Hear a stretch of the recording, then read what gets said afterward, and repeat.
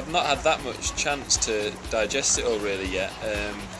Speaking to a lot of sports, it's the end of their season now, so they can, after Commonwealth, draw a line under it, have a break and really sort of enjoy the moment. For us in squash, it's right in the middle of our season, so I've not had a lot of downtime.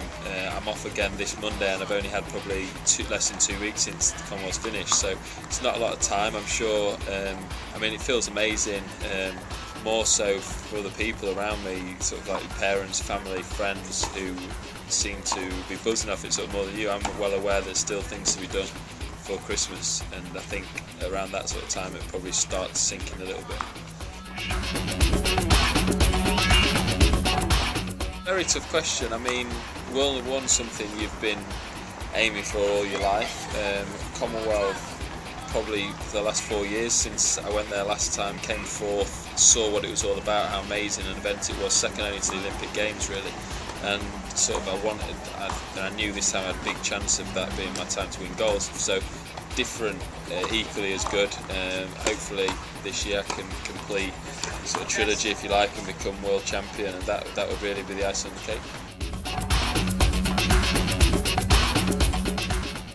We prepared for about 6 months. In January we started planning for pairs and having sort of trials and working on all the different combinations, and myself and James didn't do so well 4 years ago. I think we sort of thought that our singles ability would get us through, and we learned from those mistakes and realised double's a completely different game. It's about how you team up together, a lot of comradeship, and it's very, very, very different. And with the preparation in and around our singles, of course, it was hard to fit in as much as you would like, but we really worked hard on it, and I think that sort of came out in the final stages. Once it got tight, that's when those little things show up.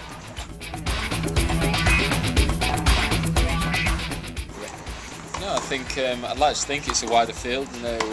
Obviously there's a lot of active squash players, more than you would imagine out there, people who sort of play the game but don't necessarily follow it and aware on it on sort of global level. So hopefully it will give those people more awareness, and also I think that some of the things I've been through and some of the setbacks I've experienced in my career, still learning of course, but a lot of the things that I've learned up to this point can sort of apply to any sport, any activity, any line of business really whatsoever, like active or in the general workforce, anything. So I think hopefully they'll apply to everyone. Yeah, one of the biggest things for me was probably in 2008. I spent 8 months off the world tour. I had my right shoulder completely reconstructed, more or less, operated on, and then all the rehab. And one of the biggest areas I want to focus on is just recovering from setbacks, and a lot of the help I had along the way that sort of created. I think that went a long way to the success I've had this year. Sort of the experiences and the toughness that gave you to overcome such a negative and a dampener in your life, to then you then appreciate the highs even more, and hopefully I can put that across.